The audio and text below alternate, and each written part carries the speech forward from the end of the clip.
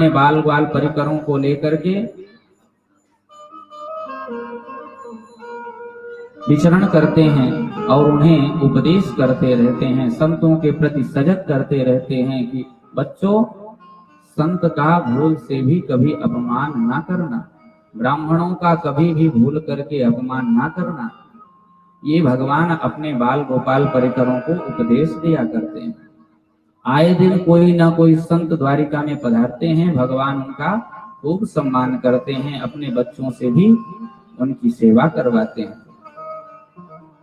एक दिन भगवान अपने कुछ बाल गोपाल परिकरों को लेकर के एक बगीचे में गए।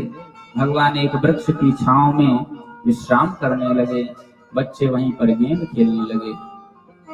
एक बालक ने इतनी जोर से गेंद मारी कि गेंद जाकर के कुआं में गिर गई। सब बच्चे कुआं झांकने लगे तो एक बड़ा भारी गिरगिट दिखाई पड़ा। सब बच्चे डर करके आए, भगवान से बताए, प्रभु हमने अपने जीवन में पहली बार इतना बड़ा भारी गिरगिट देखा है, आप चल करके देखें।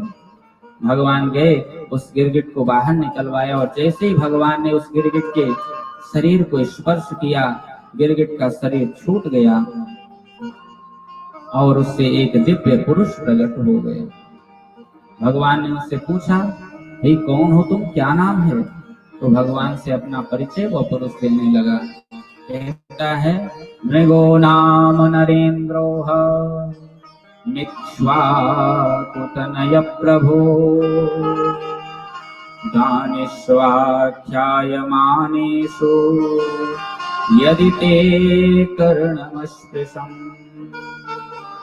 वो व्यक्ति भगवान से अपना परिचय देता है, महाराज आपके कान में मेरा नाम जरूर पड़ा होगा, आप मुझे नहीं जानते? अरे दानियों में कभी भी कोई चर्चा चले तो उसमें प्रथम श्रेणी में मेरा ही नाम आता है।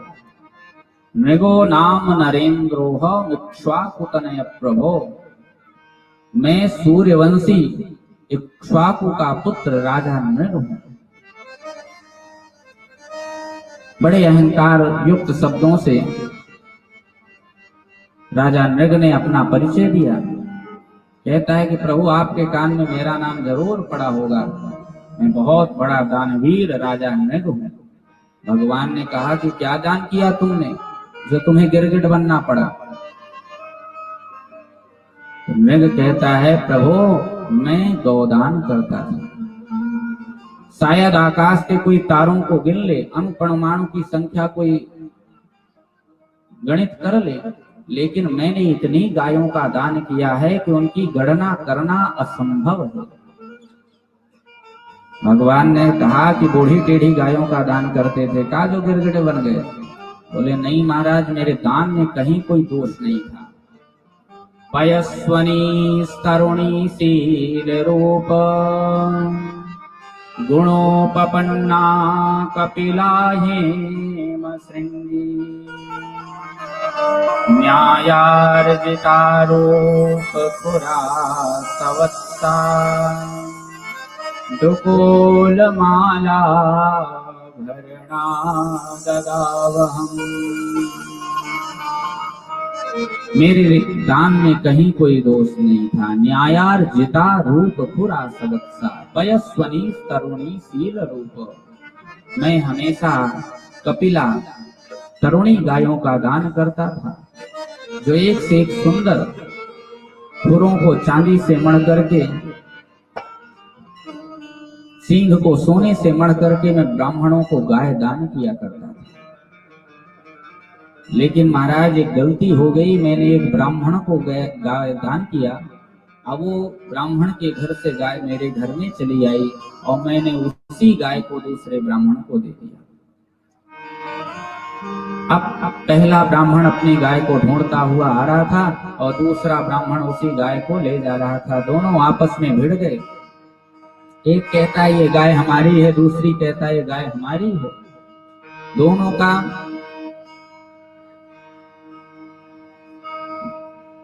दोनों की बात मेरे सामने आई और मैंने कुछ निर्णय नहीं कर पाया। ना मैं ये कह पाया कि आपकी गाय है ना आपकी गाय, क्योंकि मैंने दोनों को दान किया था। मुझसे भूल हो गई कि ये गाय मेरे गायों में, अन्य गायों में आकर के मिल गई है और मैंने वही गाय दूसरे ब्राह्मण को दे दिया। मैं कुछ निर्णय कर पाने की उसमें नहीं था, जबकि मैंने ब्राह्मणों को कहा कि प्रभु इस गाय के बदले आप 10 गायें ले जाइए, लेकिन ब्राह्मणों ने कहा नहीं, हमें तो यही गाय चाहिए क्योंकि तुमने दान कर चुका है। दोनों ब्राह्मण उस गाय को छोड़कर वहां से चले गए।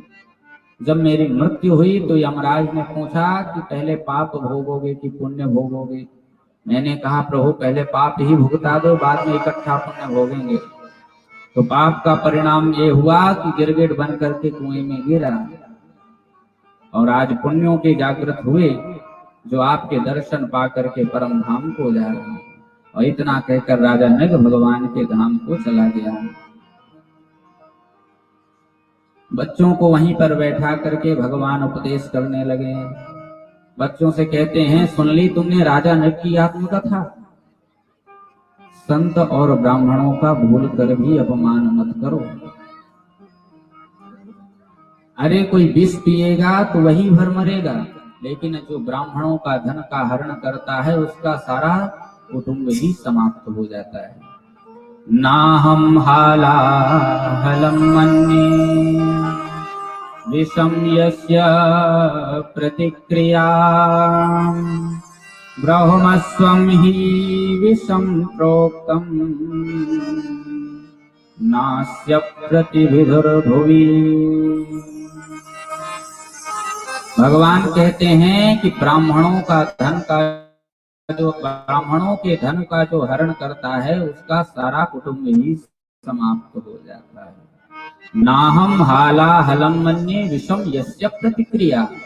अरे विष का जो पान करेगा वही भर मरेगा, लेकिन जो ब्राह्मणों के धन का हरण कर लेता है उसका सारा कुटुंब ही नष्ट हो जाता है। भगवान कहते हैं कोई विष का पान कर ले, कोई आग की ज्वालाओं में कूद जाए, मैं उसे बचा लूंगा, लेकिन जो ब्राह्मण का विरोधी है वह मुझ कृष्ण का विरोधी है, अन्यथा मैं सदंड भाग। जो ब्राह्मण का विरोधी है मैं उसे कभी अपनी भक्ति प्रदान नहीं करता। तो इस प्रकार से भगवान बीच बीच में अपने बाल बाल परिकरों को समझाते रहते हैं। ब्राह्मणों के प्रति, संतों के प्रति सजग कहते रहते हैं। भय बिन होय न प्रीति, कुछ भय दिखा करके, कुछ समझा बुझा करके भगवान नित्य प्रति कोई ना कोई उपदेश अपने बालकों को करते रहते हैं।